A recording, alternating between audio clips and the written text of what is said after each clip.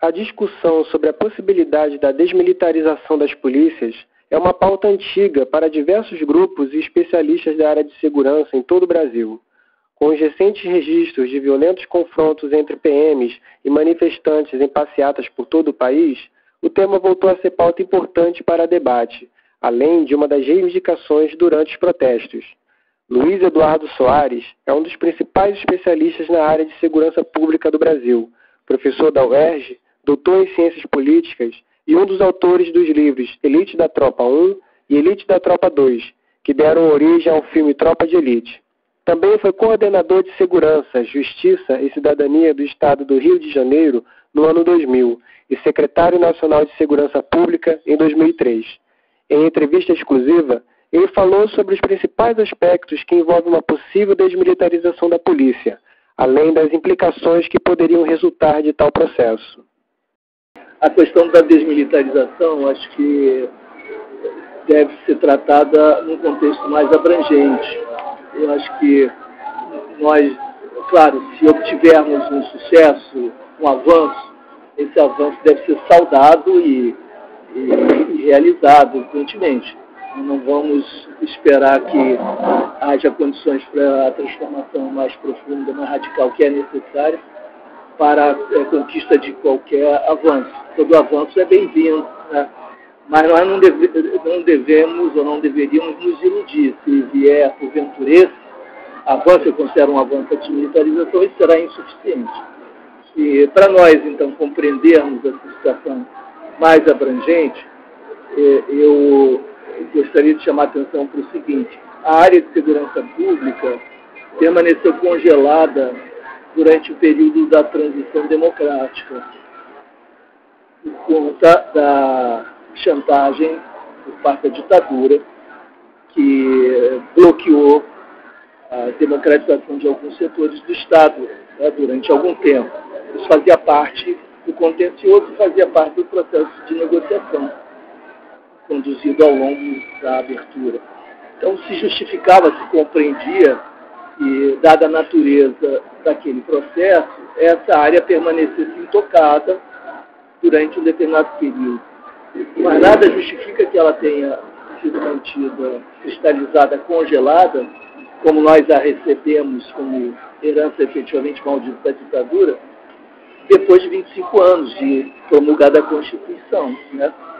Não há nenhuma chantagem por parte de nenhum poder militar, né? Não há nenhuma pressão superior às forças políticas em jogo.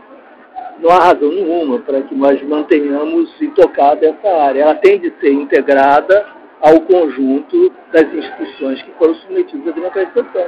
É como se, de fato, a transição democrática não se tivesse completado. Há um setor não atingido pelo processo, não incorporado, não assimilado ao processo de democratização.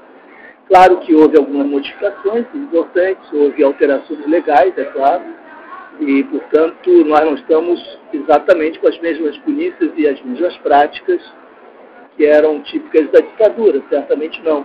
Mas a estrutura organizacional é a mesma e muitos elementos da cultura corporativa, das culturas corporativas e institucionais, permanecem intocados.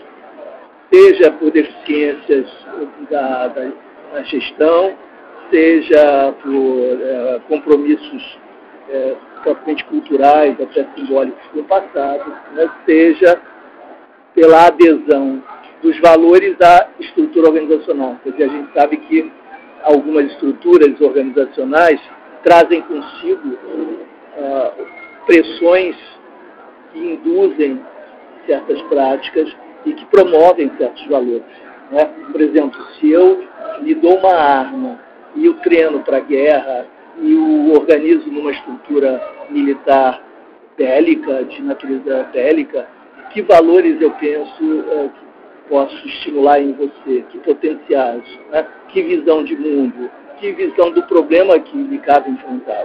Uma visão bélica, belicista, militarizada, etc. Né? Então é muito natural que certo tipo de estrutura organizacional suscite a emergência de valores ou o reforço de valores compatíveis com a natureza daquelas funções que são ligadas àquela estrutura nacional. Isso é muito natural, né? Seria muito difícil, numa estrutura preparada para a guerra, que houvesse a disseminação de valores não só voltados para a paz e para a garantia de direitos e para a valorização de direitos humanos, mas para valores que orientassem a ação para o diálogo, a interlocução comunitária, a escuta.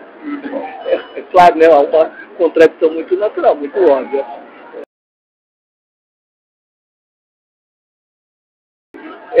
O legado da ditadura, e atenção, um ponto, a ditadura não inventou brutalidade policial, execução extrajudicial, nem tortura.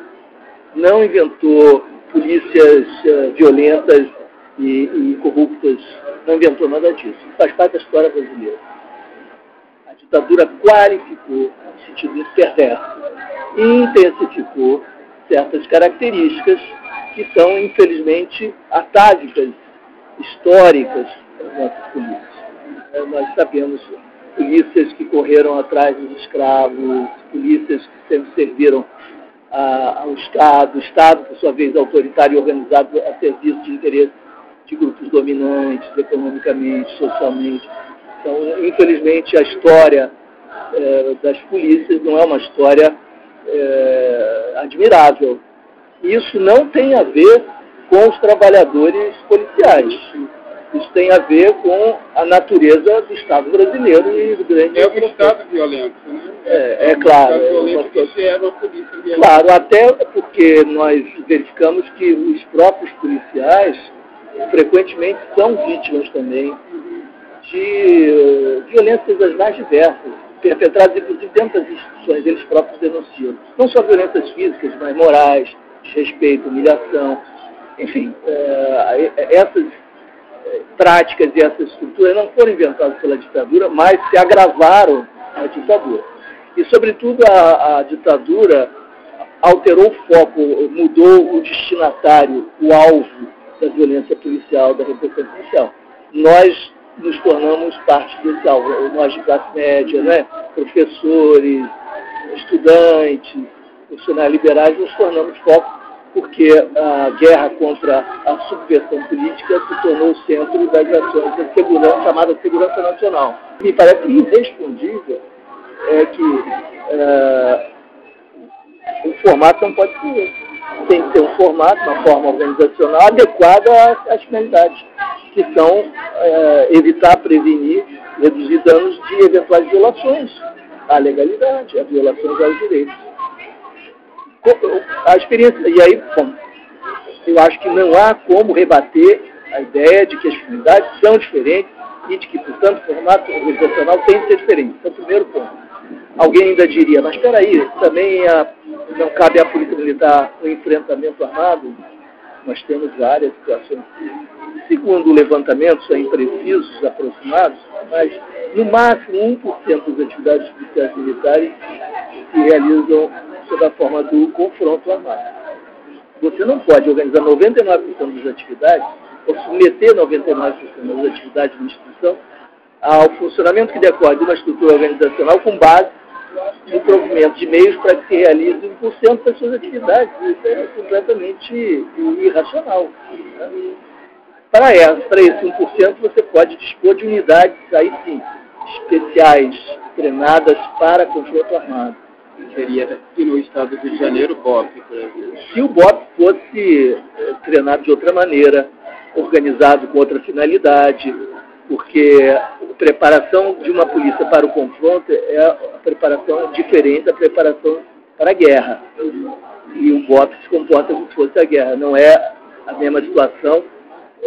Os confrontos têm de visar a redução de danos e a inviolabilidade de direitos de terceiros, o respeito à comunidade e aos territórios nos quais há qualquer ação. Isso tem que ser absoluta prioridade e não a eliminação de suspeitos, execuções extrajudiciais e quaisquer que sejam os preços que se paguem para que se eliminem aqueles que são tidos como inimigos. Então, o BOP vive uma enorme distorção na sua formação, no seu desenho.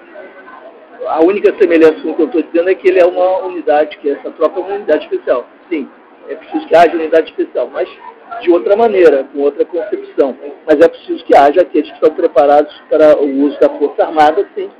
E esses, então, não podem contaminar toda a polícia do ponto de vista da estrutura organizacional.